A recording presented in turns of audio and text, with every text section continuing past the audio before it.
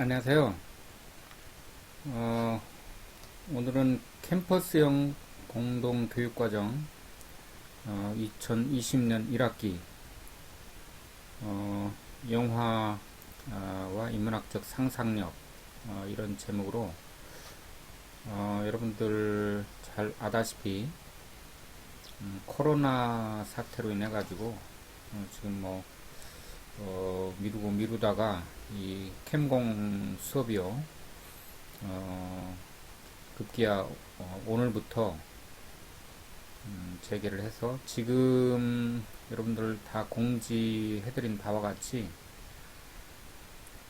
계획상으로는 2주간 비대면 수업을 하고 그 다음에 이제 그 나머지는 만나가지고 도담고하고 양지고 이렇게 여러분들하고 만나서 대면 수업하는 것으로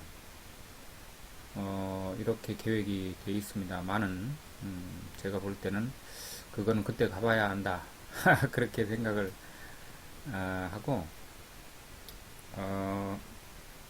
저는 그 지금 자기소개를 약간 뭐 드리겠습니다.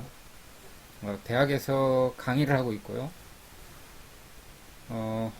그 힘이 좋아가지고 제가 고등학교, 중학교까지도 이렇게 캠공 수업을 하고 있는데 오만이 아니었나 하는 생각도 들고 요즘 여러분도 그렇고 저도 그렇고 모든 선생님들이나 너무 힘들어가지고 지금 뭐 몸무게도 쏙 빠지고 맨 처음엔 좋았는데 이제 이게 모든 것을 제 입으로 하다 보니까 힘들다 이제 그런 실토가 나오고 그런 상황입니다. 그래서 여러분들이 그 이제 영화와 인문학적 상상력 하니까 야 제목이 그럴듯한데 뭐 해가지고 부모님하고 상의를 했는지 아니면 선생님하고 상의를 했는지 아니면 독자적으로 판단을 했는지 어쨌든 이 과목을 선택을 했는데 앞으로 8번간 8회 동안 어떻게 하느냐 하는 얘기를 약간 하고요. 그 먼저 이제 이 절차에 대해서 말씀을 드리겠습니다. 공지를 해드렸지만 여러분들이 그 만나지 못하는 관계로 자료를 구글 주소를 이미 드렸으니까 그 자료를 그 출력을 해야 돼요. 근데 제가 누구한테 들으니까 요즘 학생들이 출력하는 거 되게 싫어한다. 이렇게 하는데 출력을 안 하면 방법이 없어요.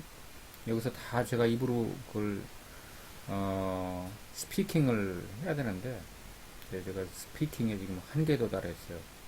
그래서 원래 말보다는 침묵이 더 중요한 거라고 말이 있잖아요. 웅변은 은이고 침묵은 금이다. 그래서 제가 침묵을 좀 많이 했으면 하는 바람이 있고 어떻든 주소 드렸으니까 그것을 출력을 해가지고 이 강의를 들으시면 될 것 같아요. 그 다음에는 이제 뭐 불법인가는 모르겠습니다만은 우리끼리 얘기입니다. 그 여러분들에게 영화를 뭐 수업 목적인가요? 이걸 불법이라고 뭐 한다면 제가 죄인이겠죠. 영화를 올려놓은 데를 알려드리니까 거기서 영화를 다운받으셔가지고 영화를 보고 그리고 나서 이제 얘기가 돼야 되겠죠. 영화를 보고 이 자리에 오는 것으로. 원래는 줌 수업으로 하려고 그랬는데 학생들이 별로 원치 않는 것 같아서 줌으로 하면 실시간으로 해야 되고 3시간을 다 해야 되죠.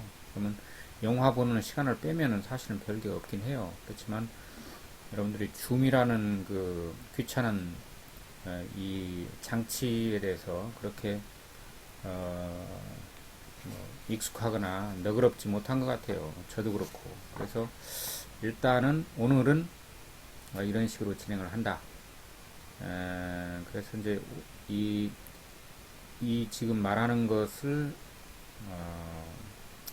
그 뭡니까 유튜브에 따올려서 여러분들이 보는데 이게 문제가 좀 있어요. 이게 수업 목적인데 또 다른 사람들이 들어와서 보고 이러면은 그것도 별로 안 좋을 것 같고 하여튼 뭐 그 정도로 하고 그 다음에 이제 이따가 과제 아닌 과제를 맨 끝에 이제 그 생각해 볼 문제 해가지고 토론할 문제 그걸 몇 가지 주었으니까 그때 가서 얘기를 하죠. 그것을 이제 여러분들이 A4 용지 1쪽 이내에 해서 저한테 이메일로 붙이는 거로 해서 1주차 수업이 마쳐지는 것으로 그렇게 하겠습니다. 자, 그러면은 그 영화가 보통 2시간 되는 것이 많아요. 그러나 오늘은 84분 다우더라는 84분짜리 국내 방화예요. 방화. 우리나라 영화고 학생들 반응이 괜찮아요. 그래서 제가 이제 이것을 학부모님도 같이 봐도 좋습니다. 그러면서 학부모들이 꼭 봐야 돼요. 사실은. 그래서 자기가 자기를 모른다고 내가 내 자녀한테 하는 것을 정말 몰라요. 정말 모릅니다. 그래서 학부모하고 학생하고 대화가 안 된다. 아무 문제가 없는 사람들도 있겠지만 아무 문제가 없는 것처럼 보여도 엄청난 문제가 있을 수 있어요. 그런 문제를 이번 시간에는 이제 다루고 오늘 첫 시간이라서 이제 여러분들한테 나누어 드린 그 유인물 그것으로 간단하게 하고 간단하게 이제 도입을 하고 이 영화에 대해서 이제 이 얘기를 제가 일방적으로 할 수밖에 없죠. 그렇게 하고 제가 출석을 한번 불러볼까요? 출석을 부르면은 이게 이제 다른 사람들도 이 지금 유튜브를 제가 막을 방법이 없어요. 그러니까 이제 이게 교육청 사이트를 통해서 나가는 게 아니라서요. 그런 장치가 아직 없어요. 그래서 이걸 통제할 방법이 없어요. 그래서 이 수업이 이 학기가 다 끝나면 이 유튜브를 내릴까 싶습니다. 그래서 일반인들은 뭐 들어오는 것을 막을 방법은 없지만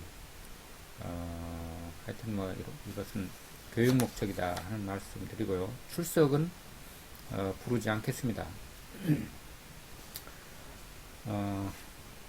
그렇지만 출석 체크는 되죠. 여러분들이 과제를 제출하는 것을 가지고 출석 체크를 할 수밖에 없어요. 그 점 이해해 주시고 제가 강력하게 추천드리는 것은 학부모님도 좀 같이 재밌잖아요. 영화는. 그래서 이제 그렇게 하기로 하고 그 다음에 내용 이게 제목은 그럴싸한데 어떤 내용을 가지고 하는지 이걸 잘 모르겠다 하는 분들이 있을 수가 있어요. 저 역시도 이게 이제 약간의 지금 교육청에서 일방적으로 이 카테고리를 예체능으로 이걸 넣어놨더라고요. 이 과목을 예체능에 넣어놨는데 그전에는 인문학에 넣어놔가지고 이제 이게 학생들이 어떤 선택을 어떤 동기로 했는가 하는 것을 파악하기가 힘들어요. 그래서 영화를 제작하고 싶다 아니면 영화 업계에 종사를 하고 싶다 아니면 그냥 취미로 왔다. 지난 학기 같은 경우에는 이제 영화 쪽에서 일을 하고 싶다 하는 학생이 많이 있었는데 그랬을 때 하고 그냥 영화를 좋아해서 온 경우 이게 이제 수업 내용이 달라져야 되겠죠. 그런데 이제 지금은 더군다나 비대면 수업이라서 물어볼 수도 없고, 제가 약간 추측을 해가지고, 중고등학교, 여러분들 고등학교인데, 뭐 그렇게 깊은 이론적인 그런 배경 지식을 필요로 하지 않을 수도 있고, 제가 볼 땐 필요한데, 그거 하는 것은 그렇게 많은 학생이 원치 않는 것 같더라고요. 그래서 이번 시간에는 그 부분에 대해서 이제 자료는 약간 나눠드렸어요. 자료는 제가 쪽수를 안 매겨놨는데 어,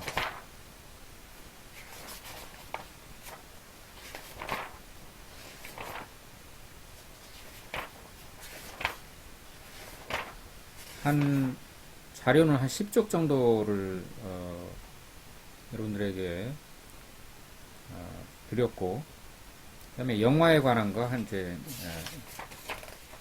2쪽, 그래서 12쪽 분량인데 앞에 있는 영화 이 10쪽 분량은 이거 며칠 내도 못하고, 또 제가 이거는 제가 가지고 있는 자료에 한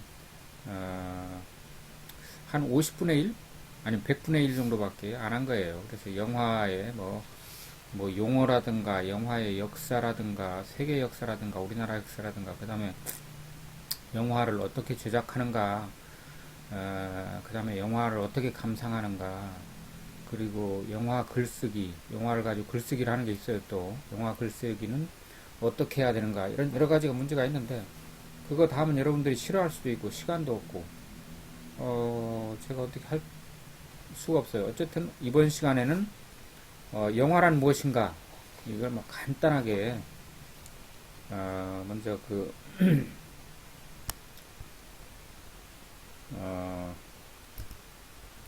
여기 그냥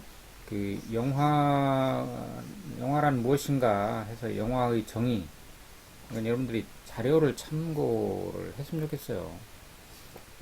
그래서 영화라는 것은 이제 설명하려면 굉장히 길죠. 굉장히 길은데, 크게 보면은 영화라는 것은 우리가 원시 시대에 원시인들이 우리 조상들이죠. 다윈 진화론에 의하면 우리는 원숭이에서 왔다고 하니까 여러분들이나 저나 동기동창입니다. 그죠? 원숭이처럼 생겼잖아요. 특히 제가 원숭이처럼 생겼나요? 제가 그런 얘기를 들어가지고 그래서 또 별명이 원숭이가 되면 안 되는데 이게 억울해요, 제가 그러면은. 그런데 그 원시인들은 의사 전달을 서로 간에 어떻게 했을까? 여러분들 한번 생각을 해보세요. 원시인들이 어떻게 의사 전달했을까? 야, 여기 모여봐 좀. 모여가지고 오늘 사냥 어떻게 할 건지 한번 토론해보자. 이런 거를 말로는 잘 못했을 것 같아요. 말이 없잖아요. 그죠? 뭐 무슨 기호 같은 거 있었겠죠. 까마귀가, 제가 이제 이 도담동에 사는데요, 저는. 이 뒷산에 이제 일요일마다 가요. 여러분들 나중에 거기 와갖고 만나면 제가 점심 한번 사드리겠습니다. 그래가지고, 이렇게 산에를 가면은 까마귀들이 대화를 해요. 저 무슨 소리지? 제가 그럽니다. 그러면 저거는, 자, 일어나라, 일어나라, 나 심심하다, 일어나라, 이런 스피킹이 아닐까. 하나의 심벌이죠. 그래서 그러면 또 한 마리가 나중에 그래요. 야, 시끄럽게 좀 하지 마. 나 자고 있는데 왜 그래? 그러면 또 그래요. 그러거든요. 일어나, 이놈들아, 일어나, 아침이다. 그러거든요. 그래서 원시인들도 그렇게 하지 않았을까 하는데, 영화하다가 갑자기 왜 까마귀 소리는, 영화라는 게 이제 어디서 왔느냐 하는 거를 말하는 거죠.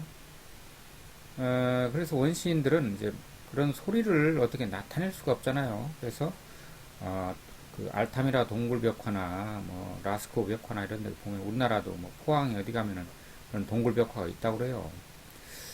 그기 보면은 이렇게 그림을 그려놨어요. 동굴벽화 있잖아요, 그죠?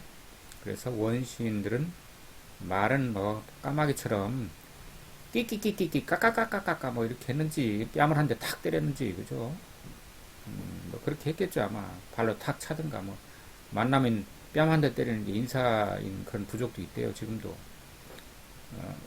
그래서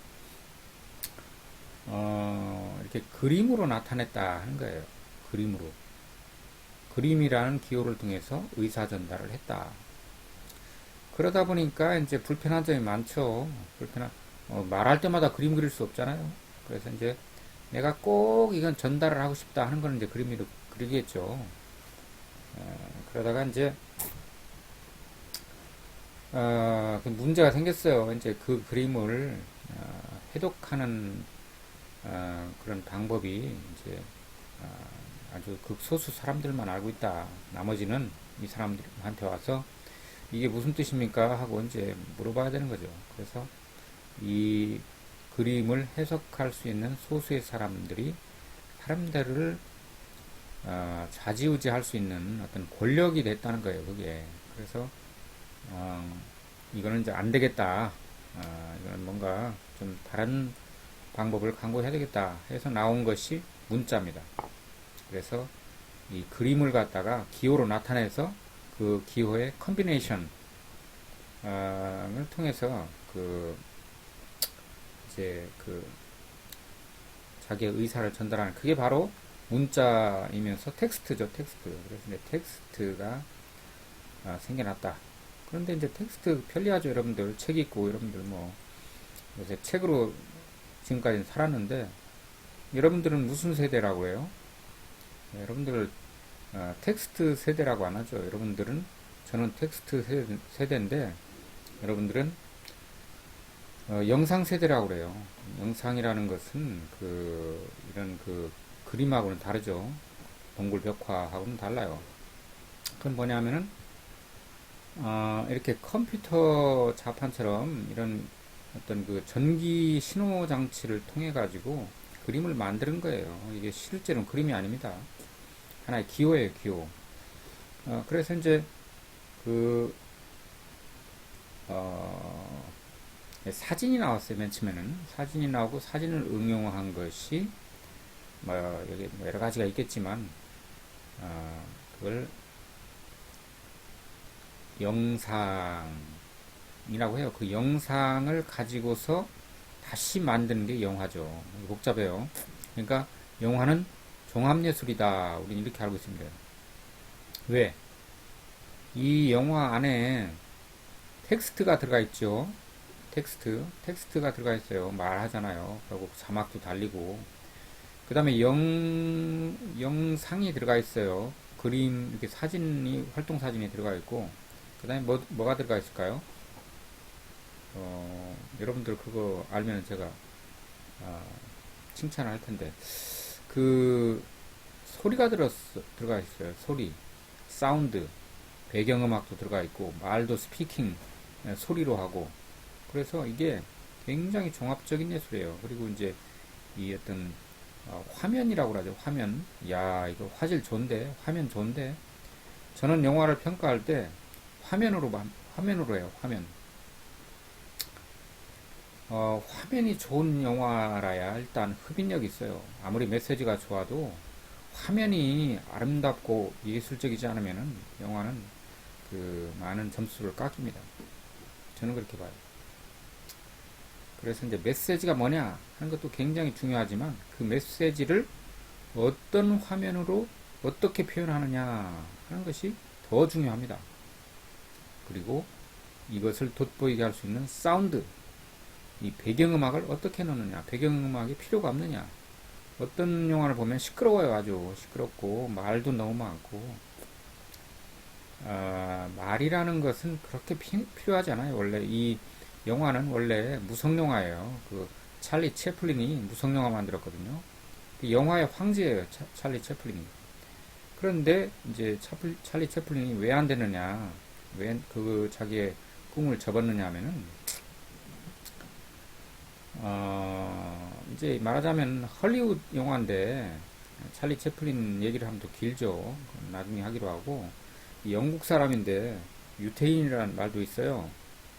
그래가지고, 어, 그 여러 가지 자기 집안에 엄마가 뭐 이렇게 죽고 해가지고, 어쨌든 미국으로 갔는데, 미국에서 이제 헐리우드로 갔죠. 그런데, 할리우드에서는 이 작품성을 보는 게 아니고, 흥행, 관객이 몇 명 왔느냐 하는 걸 가지고 이 영화를 평가를 해요. 이 찰리 채플린도 영화 감독이면서 영화 배우면서 기가 막히게 연기를 하죠. 근데 흥행이 성공 못하면은 인정을 못 받아요. 그래서 흥행에는 그렇게 성공을 하지 못했다. 그래서 무성 영화를 접었죠. 그래서 제가 하고 싶은 말은 뭐냐면, 영화라는 것은 이 종합예술인데 모든 게 다 중요하죠. 소리, 내용, 화면, 뭐 기타 그 뭐 여러 가지 미학적인 요소, 문학적인 그런 그 분석 뭐다 중요한데, 그렇기 때문에 종합예술이라고 하지만 저는 개인적으로 화면이 가장 중요하다. 그러니까 화면 하나 딱 보여주면은 책 2, 30페이지도 그 분량을 화면 하나로 딱 처리할 수가 있어요. 이 화면의 이 응축성, 함축성, 이런 것을 이용할 줄 모르는 영화 감독은 성공하기 힘들어요. 그리고 성공했다 하더라도 저는 별로 인정을 안 합니다. 그래서 뭐 세계 무슨 뭐 칸느 영화제에서 최고가 되고 뭐고 이런 것은 별로 중요하지 않아요. 그 사람들의 평가의 기준입니까? 전문가입니까? 그 사람들이? 그런 것은 국민학생도 그냥 보면 쓱 알 수 있는, 물론 그걸 제가 초등학생을 그 뭐 깎아내리는 건 아니고요. 이렇게 그 좀 속물들이 많아요.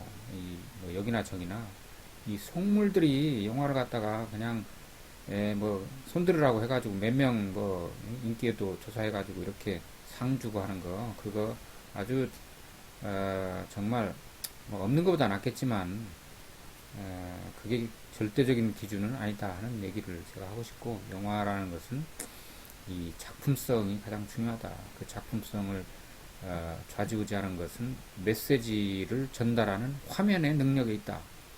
화면의 압축성과 화면의 그 독특한 그 작가만이, 요새는 영화 감독이라고 안 합니다. 영화 작가라고 그래요. 텍스트를 하나 딱 던져주고 우리나라의 유명한 영화 배우 5명을 데려다가 이걸 가지고 영화를 만들어 봐라 이렇게 하면은 다 다르게 만들어요. 그리고 그렇기 때문에 영화 감독은 작가입니다. 어떤 텍스트에 좌지우지 되는 사람들이 아니에요. 영화 감독은 종합예술가고 굉장한 사람들이에요. 여러분들 그 영화 관심이 있어서 왔으면은 그런 사실을 먼저 알아야 돼요. 제가 너무 흥분을 했네요. 그 다음에 영화를 해석하는 방법에는, 이건 독특하게 이제 제가 주장하는 건데, 텍스트를 좀 읽어보세요. 그래서 이제 우리가 살고 있는 이 세계를 영화 속에다 옮겨놓은 거죠. 스토리라는 게 그런 거죠. 그래갖고 뭐 거리도 나오고 사람들 등장인물도 나오고 뭐 쭉쭉쭉 이렇게 나오는데, 그걸 해석할 때는 그냥 주관적으로 저는 싫어요, 전 그게 잘못됐다고 생각해요, 뭐 이렇게 자기 그냥 순전히 주관적인 얘기 이런 거는 하면 안 된다는 거예요. 그 해석의 법칙이 있어요. 그래서 그 해석의 법칙에 관한 것은 여러분들이 자료를 보고 좀 할 수밖에 없다. 그 다음에 이제 영화 인문학에 대해서 또 제가 약간 맛을 보여줬어요. 거기 텍스트에 보면은, 텍스트 제가 드린 거에 보면은, 그래서 뭐 영화와 철학, 영화 문학, 아니면 역사학, 그 다음에 영화와 예술, 영화와 정보학, 그런 관계가 뭐가 있냐. 그래서 인문학에, 특히 영화 인문학이라고 했으니까 그 인문학을 중심으로 해서 설명을 간단하게 해놨습니다. 그 다음에 이제 영화를 가지고 글을 쓰는 뭐 그런 것도 이제 글쓰기라는 게 어, 그 글쓰기라는 게 이제 필기 도구로 종이에다가 이렇게 쓰는 것만 글쓰기가 아니에요.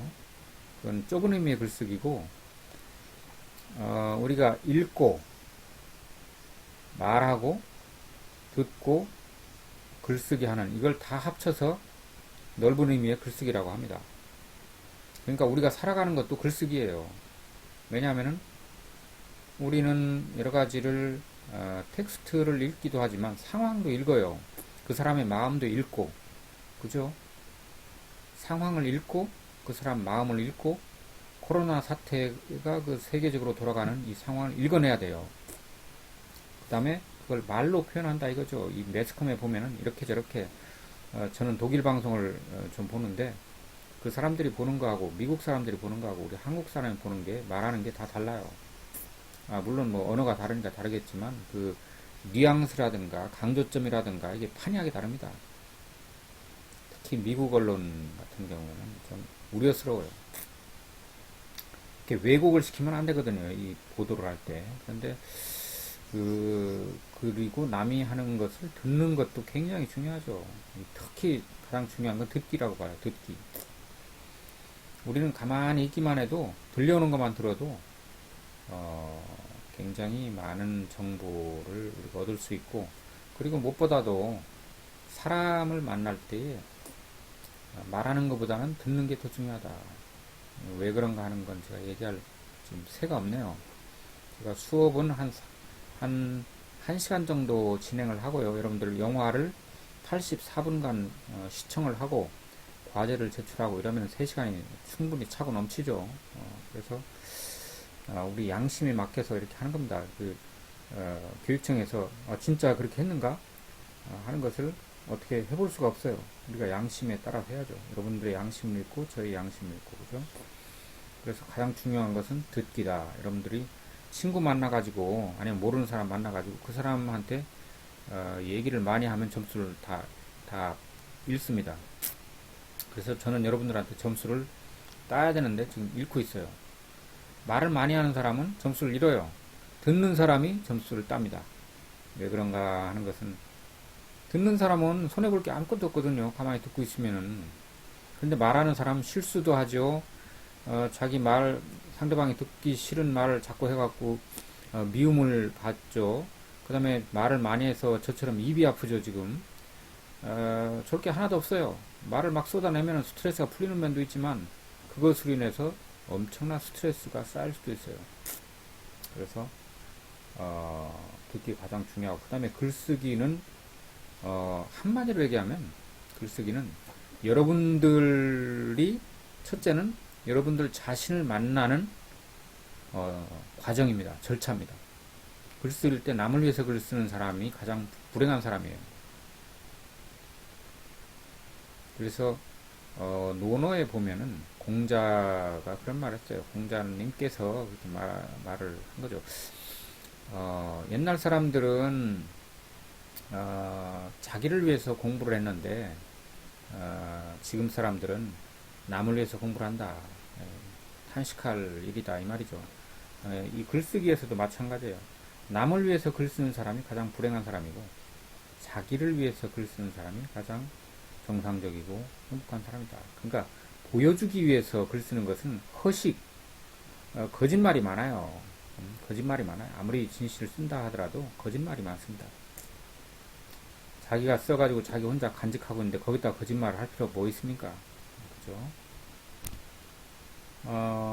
그래서 여기까지 30분 정도 얘기를 해서 이제 그 워밍업을 이제 끝냈어요. 여러분들이 이제 몸이 서서히 달아오르니까 워밍업 해서 제가 꽃다발 하나 딱 증정하고, 그죠?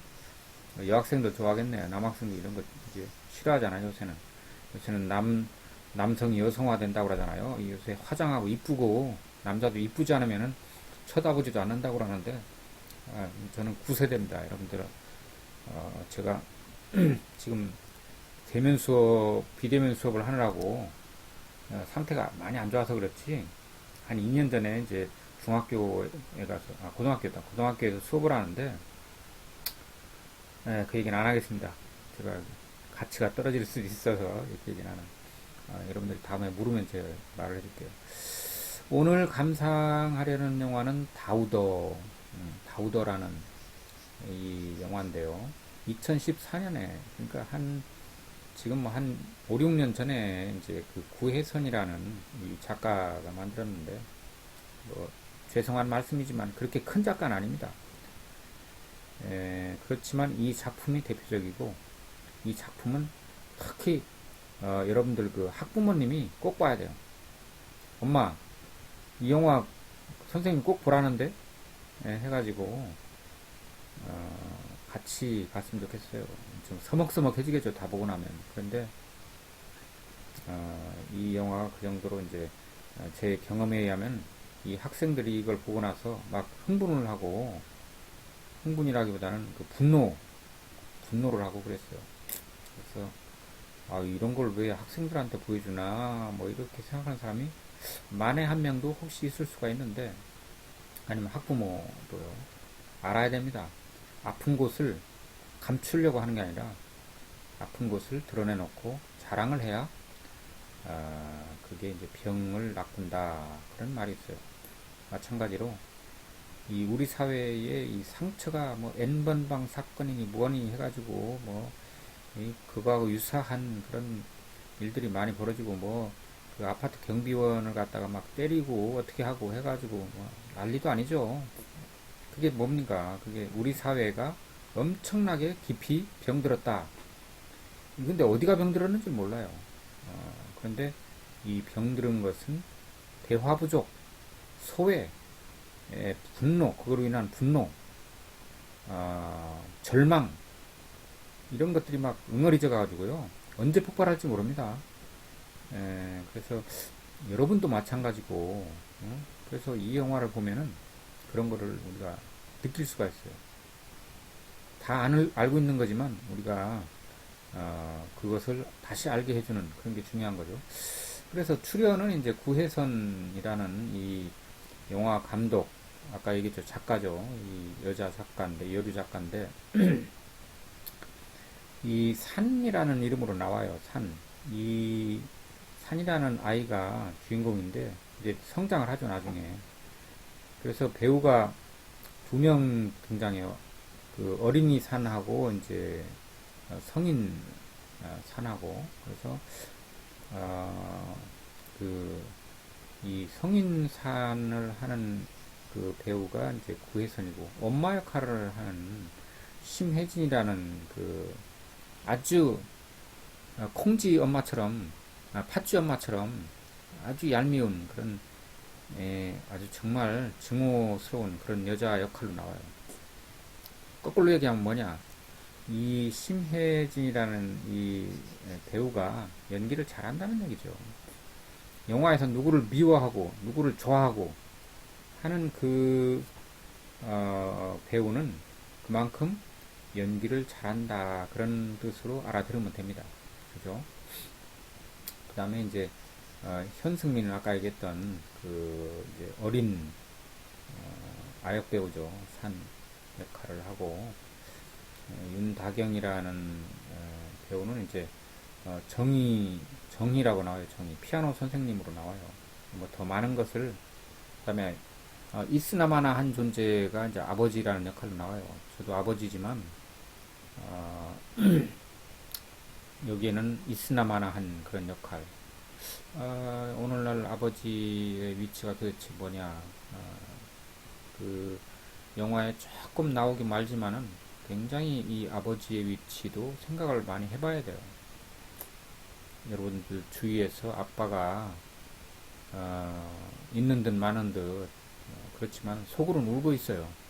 속으로는 울고 있고, 가족들을 책임져야 되는데 속으로는 울고 있고, 그만큼 고달퍼요.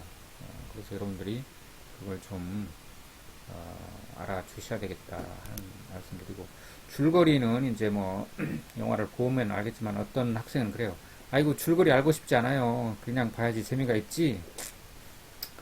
줄거리 알면 재미없어요. 이렇게 하는 학생도 있는데, 그래도 대략 알고 보는 게 모르고 보는 거다. 이 영화는 쉽긴 쉬워요. 근데 어린 시절에 엄마의 지나친 집착으로 엄마라는 존재에 대해서 공포감을 갖고 자라는 어, 산이 성인이 되어 사랑하는 사람 사이에서 아이를 갖게 되면서 엄마라는 존재를 다시 돌아본, 말하자면 이게 전형적인 요새 소설을 영화화한 그런 형태를 띠고 있어요. 소설을 영화화한. 그러니까 자꾸 이제 이 주인공이 자기 과거를 회상하는 거예요. 어른이 돼가지고 아기를 낳고 하면서 자기의 과거를 이제 회상하는,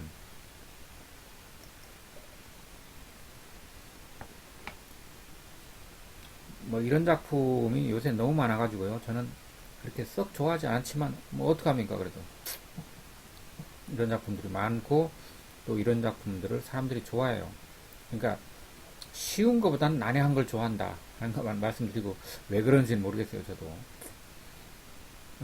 그리고 자신의 엄마가 암 말기로 얼마 살지 못한다는 소식을 듣고 그런 엄마를 이제 병실로 찾아가죠. 그래서 자신의 어린 시절을 회상하면서 현재의 상황과 왔다 갔다 하면서 교차식으로 이야기가, 이 스토리가, 영화 스토리가 진행된다. 그래서 산이는 어릴 적부터 지나친 간섭과 집착으로 엄마에게 거의 갇혀 지내다시피 한다. 엄마는 늘 낯선 사람이었다고 기억하는 사춘기 소녀 산에게 세상에서 가장 두려운 존재는 바로 엄마라는 사실을 구구절절 잘 이 영화를 보면 치를 떨게 합니다. 엄마는 산의 주변을 그림자처럼 맴돌며 일거수일투족을 감시하고 간섭하고 타치하고 그 제재를 가하고 아주 그냥 그 지나칠 정도로 제재를 가하고, 그런데 이제 어느 날 옆집의 그 피아노 선생님 정희를 만나게 돼요. 이 산이가. 이게 굉장히 중요한 사건이에요. 그래서 숨 막혀서 자살이라도 해야 될 정도로 그렇게 지내다가 어떤 출구 같은 거를, 구원자를 발견하게 되는 거죠.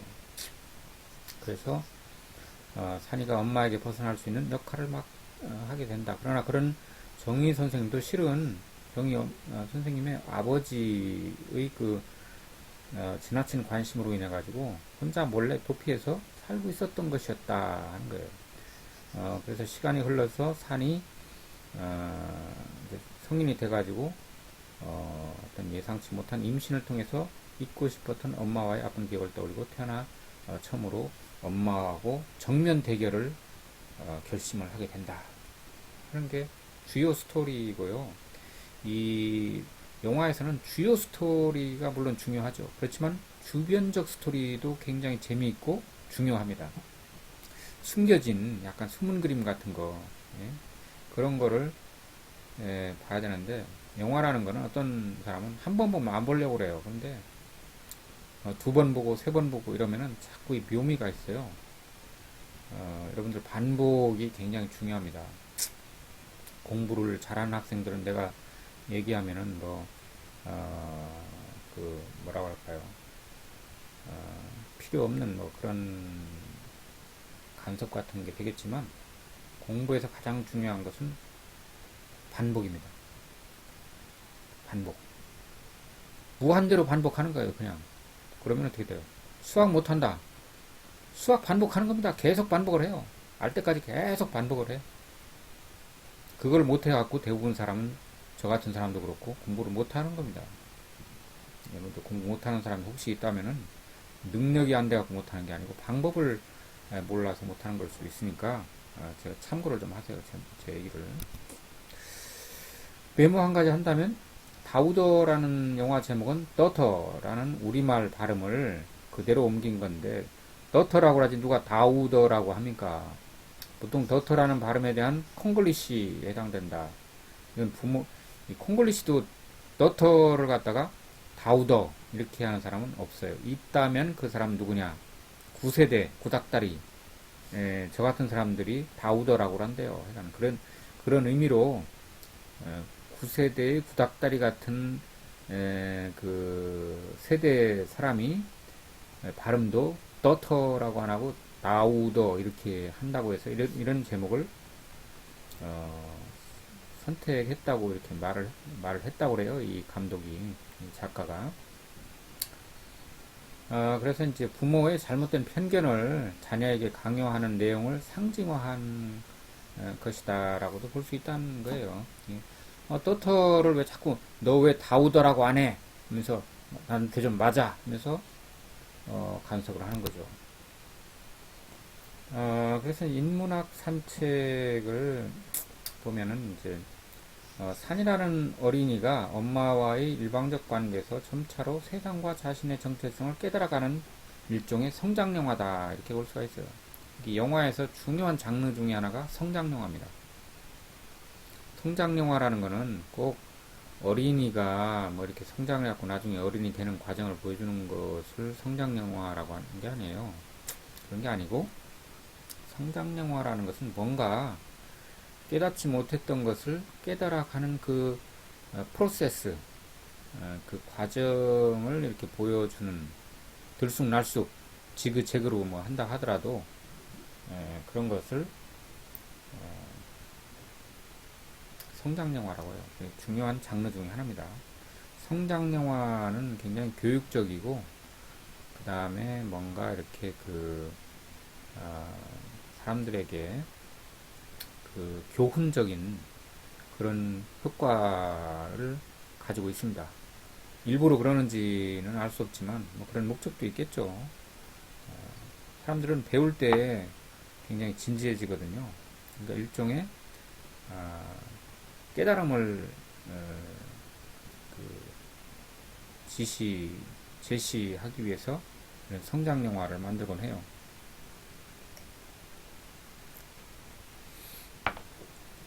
여기서 이제 엄마하고 딸의 이 관계라는 걸 봐야 돼요. 이 영화 볼 때 이 관계.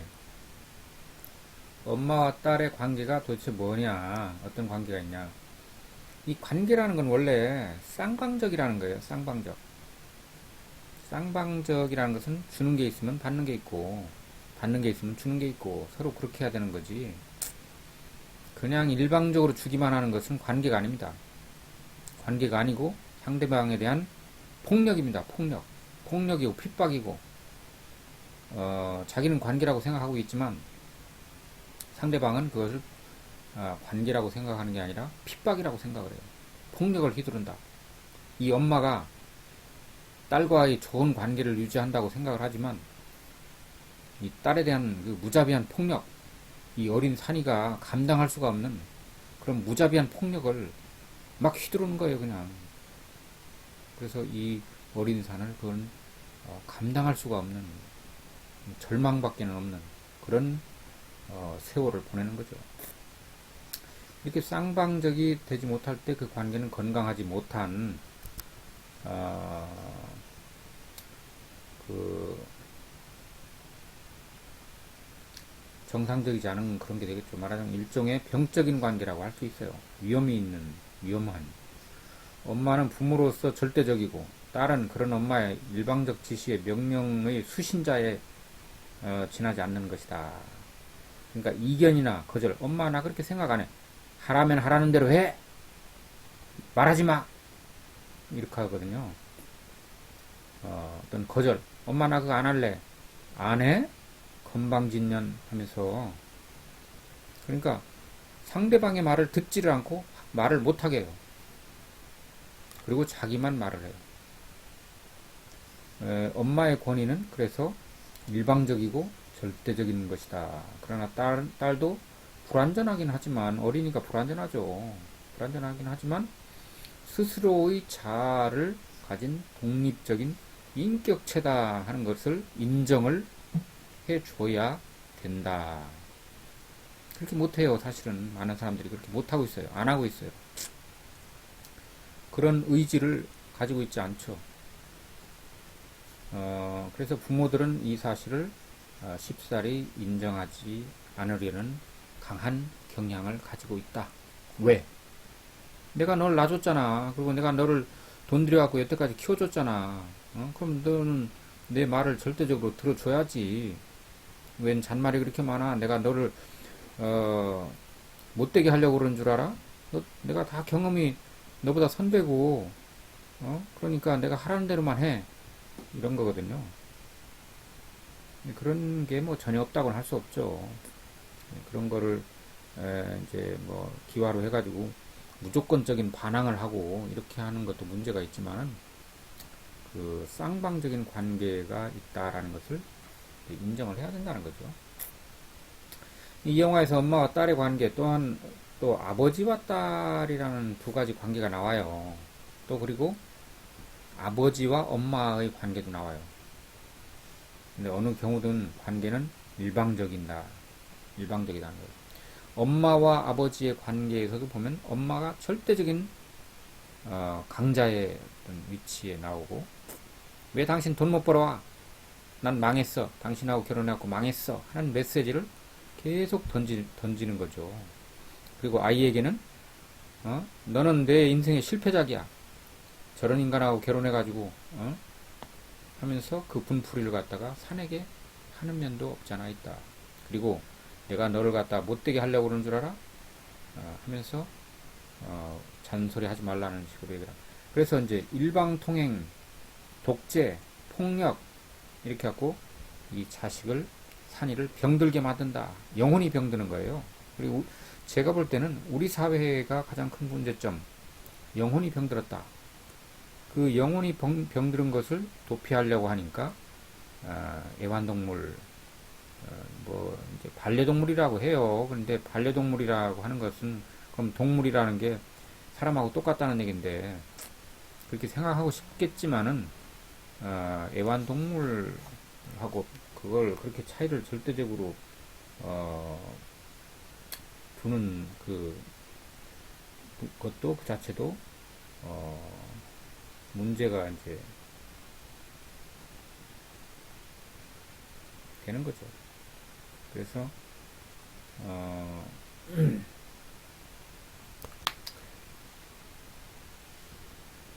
우리 사회의 단면을 보여주는 게 이 영화이기 때문에 그런 얘기까지 하는 거예요. 이 가정이 병들면 사회가 병듭니다.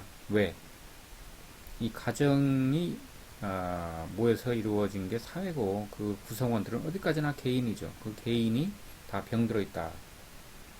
다 병들어 있다고 하는 건 어폐가 있을지는 모르겠지만 조금씩은 심하게 그런 사람 그렇지 않은 사람이 있겠지만 병이 들어 있어요. 그래서 자아는 외부 세계와 건전하고 건강하게 교류하면서 쌍방적인 관계를 맺어야 된다 하는 게 제 생각이에요.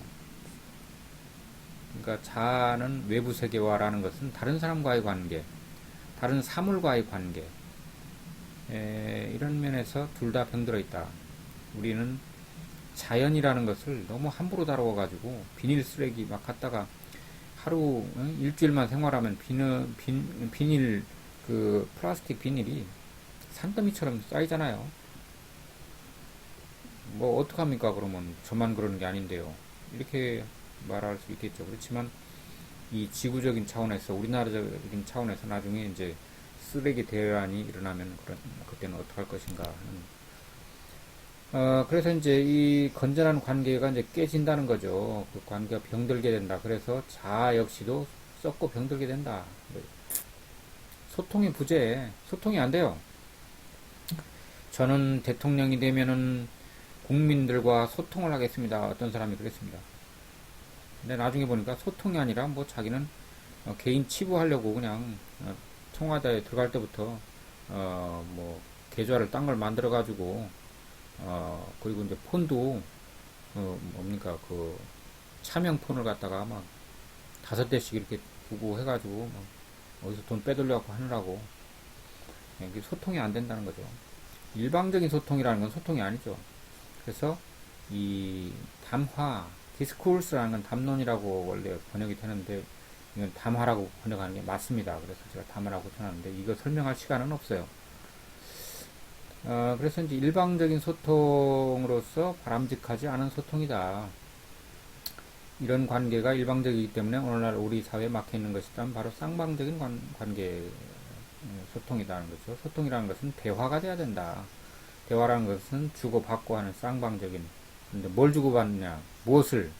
바로 마음. 자기의 마음을 주고받는 거예요. 상대방의 마음을 받고 내 마음을 주고, 그래서 마음을끼리 통해야 그게 대화가 되는 거죠.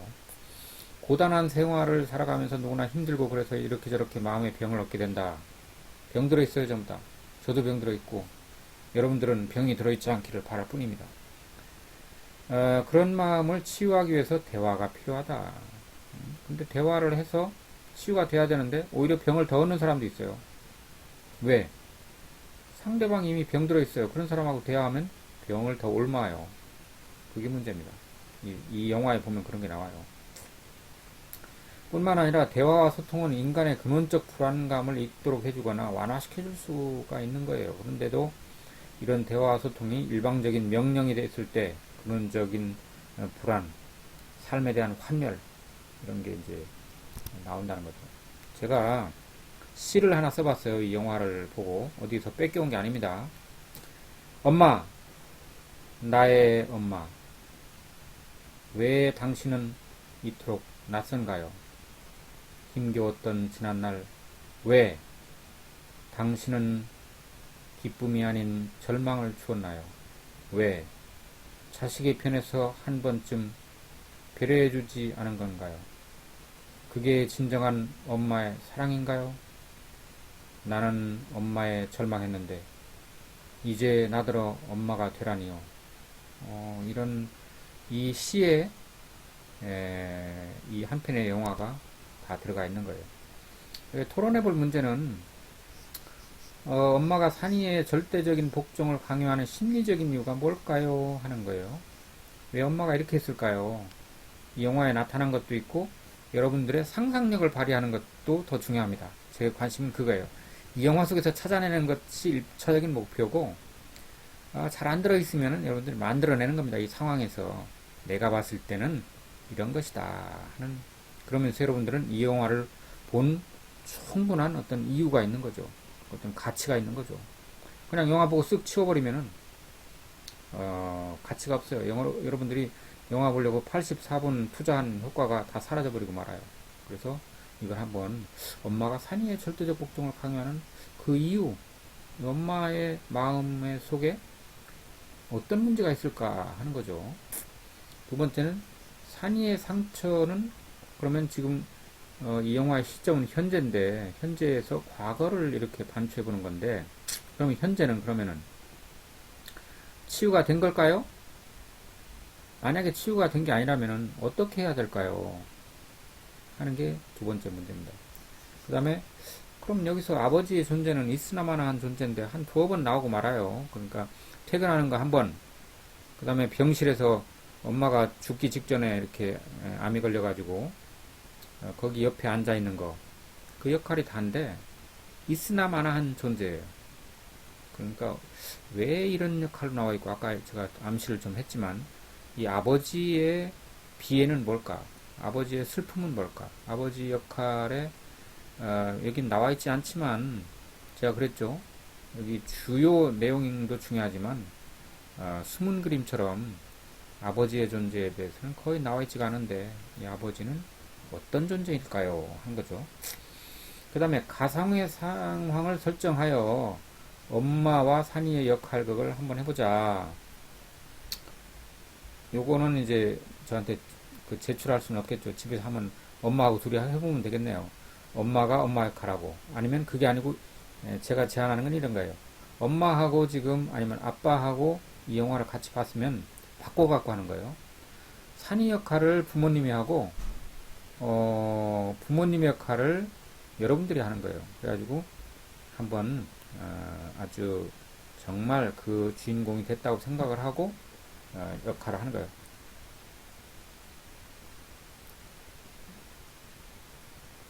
먹으라면 먹어. 웬 잔말이 많아. 말하지 마. 이런 역할을 이제 학생이 하는 거예요. 엄마, 나 먹기 싫어. 왜 안 먹어? 미친년 하면서, 제가 미친년이라고 했나요? 이 영화에 나와서 할 수 없이 한 거예요. 제가 그런 사람 아닙니다. 그래서 그런 역할을 해보면은 굉장히 그 스트레스가 이게 풀려요. 그런 역할을 한번 해보세요.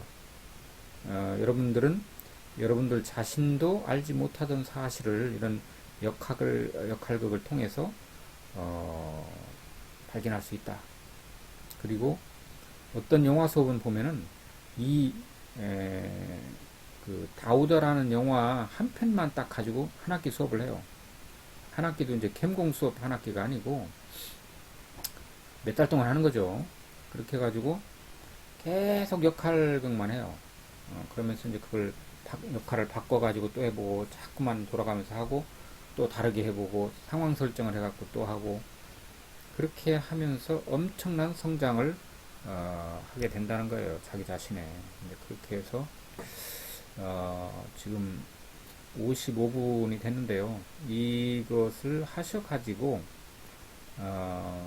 그 A4 용지 반 페이지 이상 최소한 반 페이지 어떤 사람 석 줄 딱 쓰고 마는데 그러면 안 되고 반 페이지 이상 해야 제가 인정을 해주겠습니다. 반 페이지 이상 한 페이지 이내에 그 자기 이 지금 주어진 이 지금 이 문제 이거를 중심으로 해가지고 자기의 감상문을 써서 이메일로 제가 이메일 번호하고 이 그 유튜브 주소하고 드릴 테니까 그렇게 하도록 했으면 좋겠습니다. 그렇게 해가지고 그 수업 시간에 이것을 제가 그 수업 시간에 줬으면 좋겠는데요. 그건 한번 생각을 해보고 언제 줄지는 여러분들이 자유롭게 한 주일 동안 되도록이면 그 날짜에 이걸 보고서요 저한테 보내주세요. 그래서 언제 보냈는가 하는 걸 보겠습니다. 그래서 그 만약에 토요일 날 봤으면 토요일 날 하루 정도 시간을 주는 게 좋겠네요. 금요일 날 밤에 와서 수업하고 바로 할 수는 없으니까 그 이튿날 까지라든가 이렇게 해갖고 되도록이면 그 이튿날까지 토요일 날 오전에 10시에 하면은 이제 오후에 가서 이렇게 그 이튿날까지 하루 정도 시간을 주고서 이런 과제를 하도록 하겠습니다. 여러분들의 질문 사항이 있으면 카톡방이 있으니까 그렇게 하시고요. 또 이 리포트 제출 과제 제출을 하면서 거기다가 또 해도 되고 자기 의견 재밌잖아요, 그죠? 여러분들이 재밌는 수업이 되었기를 진심으로 바라면서 이번 주 강의는 이것으로 마치도록 하겠습니다. 짝짝짝짝짝짝 박수 치면서 끝.